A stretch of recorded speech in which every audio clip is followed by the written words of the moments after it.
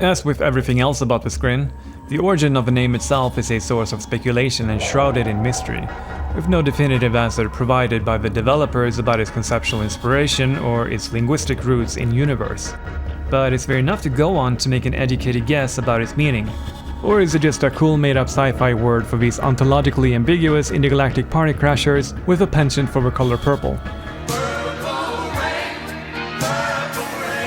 So what kind of prompted me into this little investigation in the first place is the fact that in my native language, Swedish, there is a word called Scrin. And it's a relatively common word for basically a little chest where you store small objects, typically valuables. So what the hell does a tiny little box have to do with these evil space crustaceans? Well, at first I dismissed it as a simple phonetic coincidence, but after digging a little bit deeper I started to develop a bit of a theory. Nothing about this theory is actually substantiated in the lore or by any developers, so treat this as purely a what-if scenario. But first, let's lay the groundwork. The first instance of the word Scrin in Command & Conquer is with the crashed ship we see in Tiberian Sun, which just so happens to have crashed near Roswell, New Mexico, where another mysterious craft was said to have crashed in July of 1947. But back to the future. The crashed ship in the year 2030 was simply labeled Scrin ship. So back in the day, as that was literally the one time that the word was used in the game, and with no other context to go on, that was naturally the assumption by the community that that was what this shadowy alien race was called. This was indeed cemented as fact when C&C 3 Tiberium Wars officially introduced them as a major player in the story, as well as a playable faction. A fate they would also have shared in Westwood's C&C 3 Incursion, which never saw the light of day. But as we learn in the story in Tiberian Sun, the ship was in fact not of extraterrestrial origin per se, but an alien reproduction vehicle built by Nod using information from Tacitus, an alien data matrix that serves as the game's MacGuffin. Tacitus was translated through the efforts of Chados, the leader of a mutant faction The Forgotten, who was manipulated by Nod into translating it for them, assisted by their AI, Cabal. This does require some suspension of disbelief, since the challenge of interfacing with a completely alien artifact and deciphering its language cannot be understated. It would be like trying to read a blueprint for a quantum computer off of a USB drive using only knowledge of cuneiform and an abacus. It would be an insurmountable task, even with this dynamic duo taking the role of a Duolingo owl on steroids. But perhaps clues to deciphering it lies within Tacitus itself. Almost a bit like a super advanced version of the Voyager Golden Records, which were time capsules that were sent into space in 1977. They contained sounds and data to reconstruct raster images to portray the diversity of life and culture on Earth. And the protective cover is a diagram providing the technical information necessary to access the content on the records. Wait a minute, that's basically the function of the second piece of Tacitus, functioning as the proverbial Rosetta Stone. But they don't get that until Firestorm, and they're unable to translate the Tacitus at all without it. So exactly how did Trados do it by himself with only the first piece? Well, he did have Cabal as help. Or wait, did he? Because the Scrin ship was built at the end of the first Tiberium War, and Cabal was pretty much a dumbass then. Intruder cancelled. So how could he have helped with the translation of Tacitus? Yeah. Well, whenever you notice something like that, a wizard did it. Well, I guess Trados is just very smart. But if Cabal knew the location of the second piece, why didn't they get it until Firestorm? And what's the deal with these cultists anyway? It's so damn confusing. Alright. Anyway, let's get back on track to the Scrin ship. By virtue of the phrase only being an in-game tooltip directed at the player, we can't really be 100% sure that the phrase exists in the actual in-game universe at this time, or if it's essentially just a self-contained fourth wall break, so to speak. But assuming that it isn't and the name does exist in some way, shape or form in-universe, I'm assuming the general headcanon is that the Scrin name was somehow derived from Tacitus, whether transcripted phonetically, orthographically or otherwise. In any case, since the design itself originated with the Scrin, Nod logically dubbed it Scrin ship. Simple as that. But we don't do simple here. So, what if the word Scrin was not an inherent pre-existing name, but rather a term that was coined by us humans? In either case, one would assume a more liberal use of a word due to its monumental significance surrounding it. But again, the word is only used once, to describe the ship itself. So what if the word doesn't refer to the ship's architects, but for the ship's purpose, housing the Tacitus itself? And this is where that tiny little box from earlier comes in, the Scrin. So what do these both have in common? Well, they are both used to store valuable objects. I know that probably sounds like a bit of a stretch. However, exploring the word's etymology, we can find a more meaningful connection. You see, it turns out the word Scrin, with the letter C, is an actual word, and it's actually from where the word shrine comes from. So Scrin can be traced back to Old English, borrowing from a medieval Latin word scrinium, meaning reliquary. And the definition of the word reliquary is a container to hold or display religious relics, or an object that sustains the memory of past people or events. The Tacitus could, for all intents and purposes, certainly count as a religious relic, and being essentially an alien hard drive, it holds vast amounts of knowledge passed down from its creators. Thus, Scrin ship. But let's go even deeper. As we all know, C&C lore is ripe with biblical references. So here's another one. Arguably the most revered and legendary reliquary in history is the Ark of the Covenant, which is explicitly defined as a Scrin. According to the book of Exodus, the prophet Moses was divinely instructed by God on Mount Sinai to build the Ark to house and protect the sacred knowledge of the Ten Commandments, which represents a direct revelation from God to humanity. Moses in turn commissioned the master artisans Bezalel and Aholiab with the meticulous task of constructing the Ark, which was also imbued with immense destructive powers. And to juxtapose this with the events in the Tiberium universe, Cain, a messianic figure in his own right, similarly instructed his disciples to construct a vessel, in both meanings of the word, both as a warship with potentially incredible destructive power, but also as a receptacle to contain the ultimate divine knowledge with the capability to shape the destiny of the entire human race, as well as a symbol of God's covenant with a higher power, the Tacitus. There is some quote-unquote official documentation that does make a passing mention of the possibility of the Tacitus being connected to the Ark of the Covenant. And that document is fittingly called the Command & Conquer Bible. It was an attempt by Westwood to create a definitive guide to the C&C canon. It contains a pretty fleshed out non-canon origin story for the Tacitus, and it suggests that one of the pieces might have been concealed inside the Ark of the Covenant, again a type of Scrin, just as it would be concealed inside the Scrin ship millennia later.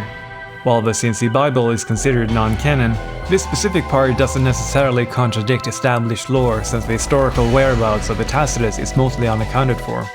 We only know that one of the parts was kept in a temple in Bolivia for an undetermined amount of time.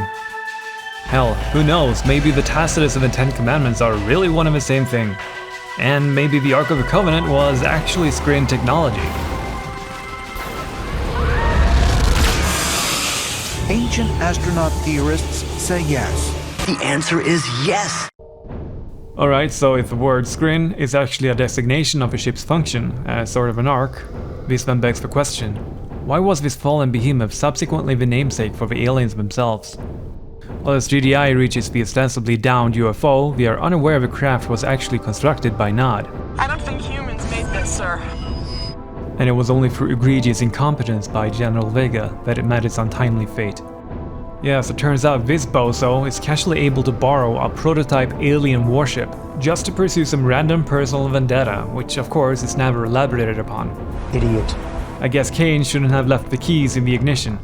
It's kind of like the sci-fi equivalent of that recurring theme in 80s coming-of-age movies, where you know like some teenager steals his dad's prized car to stand up to some bullies and or impress on a girl, and inevitably wrecks the car in the process.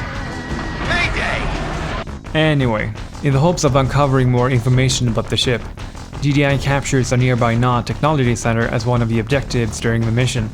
However, not much is seemingly gleaned from the data records, as there is no mention of any direct revelation gained from it in any of the succeeding missions.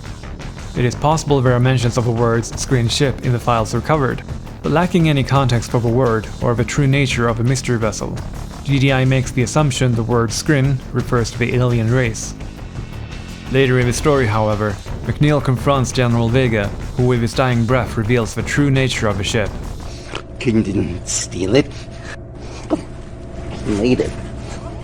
But regardless, the Scrin moniker would stick, if not just for the lack of a better term, and not just call the aliens. Another clue that the word is a human designation is the fact that in Tiberium Wars, the Scrin never refer to themselves as Scrin, or any other name for that matter. However, there is a hidden line of dialogue that does potentially put a hole in the theory, which can be uncovered when you enable subtitles for the cinematics. While there is no option to enable the subtitles in the game itself, they can be activated through some small tinkering with the game files. The line in question is attributed to the Scrin supervisor in the first cinematic of the Scrin campaign, but it's actually never spoken. No precedent exists for viable indigenous resistance after I call key detonation event. Overlord would be intrigued. Proceed with harvesting as planned. On first impression, the line "species must be Scrin" does point to the fact that the name didn't originate from humanity. What one must remember though is that obviously the aliens are not actually speaking in any human language here, and the dialogue is translated only for the benefit of the player. So the equivalent to the word Scrin in the alien's own language is possibly inherently different. Interestingly though, the line suggests that the aliens in Tiberium Wars are not what we have come to know as the actual Scrin, which is a point further elaborated upon in a GDI entry in the intelligence database.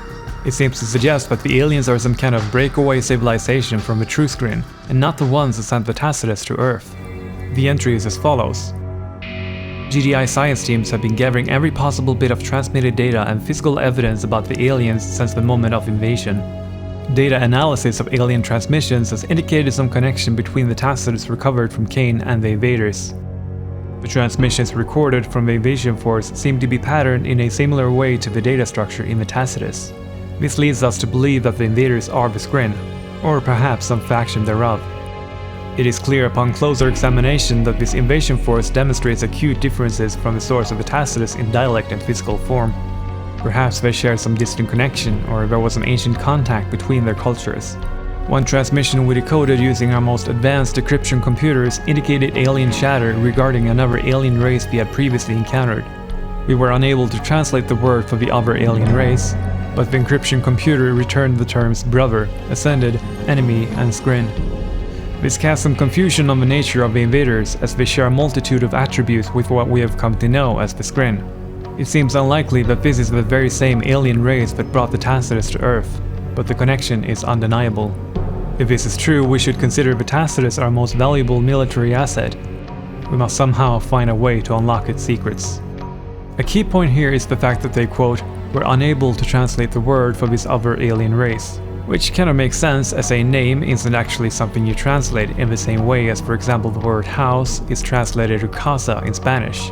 A name isn't necessarily a word with a fixed translatable meaning, it is an identifier.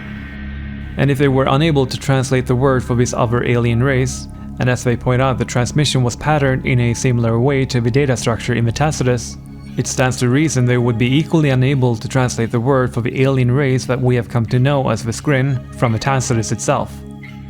But the fact that the computer was able to spit out the word Scrin does make sense, as it already exists in the human vocabulary, primarily as the established designation of the alien species, a designation which, as suggested in this video, may have been coined by us humans as an exonym based on the pre-existing word. But for all we know, there is not necessarily any deeper meaning behind the name or its origin in the universe. It might as well be that the reason Westwood chose the name was that they thought it simply sounded badass. And in the universe, the Scrin might as well be called Scrin for no other reason that they are called the Scrin. This is all just a theory. A game theory. Alright, so I hope you've enjoyed all these chaotic musings of mine. If I've missed something crucial or have made an error in fact or logic, feel free to point it out in the comments. But before we go, here's some bonus trivia. As there is another usage of the word Scrin where it refers to a small ore vein, or a crack filled with ore branching from a larger vein.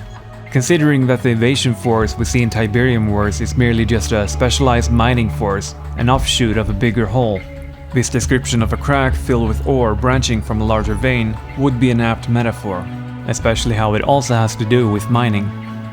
Yet another usage of a word describes a cage to hold criminals. The possible connection here, albeit very tenuous, is in one of the several origin stories for the Tacitus that Westwood originally developed. One of the stories was centered around the Tacitus being a soul prison for the leader of the Martian forces that fought against the Scrin. So yeah, a cage to hold criminals, a soul prison. It's obviously not the story they went with in the end, but I thought the similarity was worth a mention, even if it's more than likely just a coincidence. Anyway, that's it for me. Peace through power.